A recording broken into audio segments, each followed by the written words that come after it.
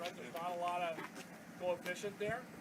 And what we're going to do is we're going to get the wheels, the front wheels here, and both front wheels are going to start to slip. Remember I showed you the cutaway, those two gears that are coupled to the shafts?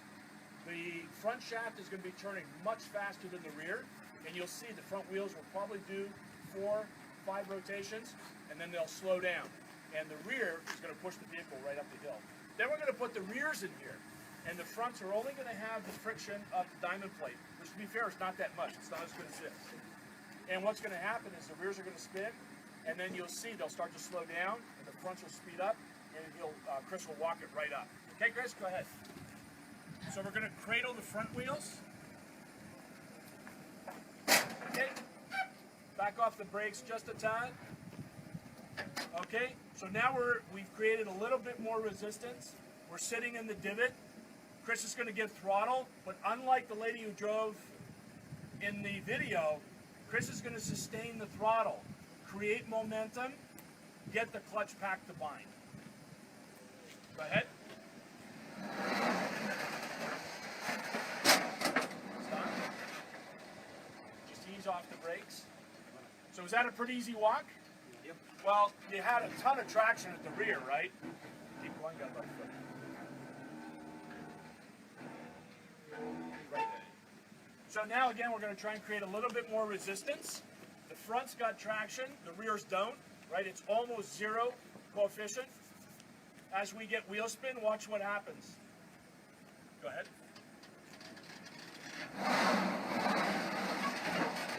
Front just walks it up. So the mechanical center locking diff, is it effective? Absolutely. And you saw the rear wheel had to do 3-4 spins, and we got lock up and we started walking the vehicle up, front wheel drive. So from a north-south, easy to walk, right? It's 40-60, but easy to go up to 70, 85, and we can play with that all day long. Now let's make it more challenging. We're going to walk it down. Now what we're going to do is we're going to expose the vehicle to probably the worst case scenario.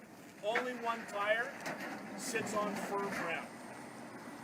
All 3 other wheels are going to sit on the rollers. So we're going to expose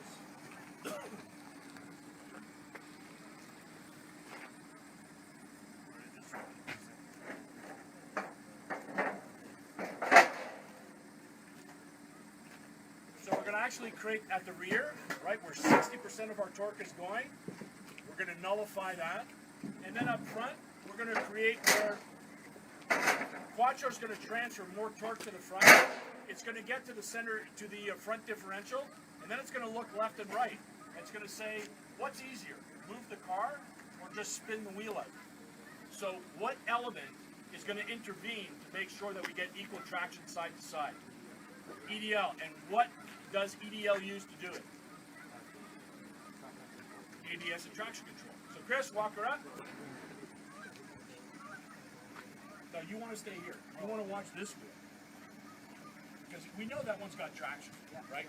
We know what that looks like. Bring it on up. Drive all the way through. Stop. Ease the brakes back. We're going to try and get the rear tire in the divot. You got about a foot. Okay. So now in theory, the rears are really going to spin just like before, but now we've got a liability here where the diff in front, it's an open differential. There are no clutch packs there, so it's going to be EDL on either side that determines where the torque goes. Go ahead.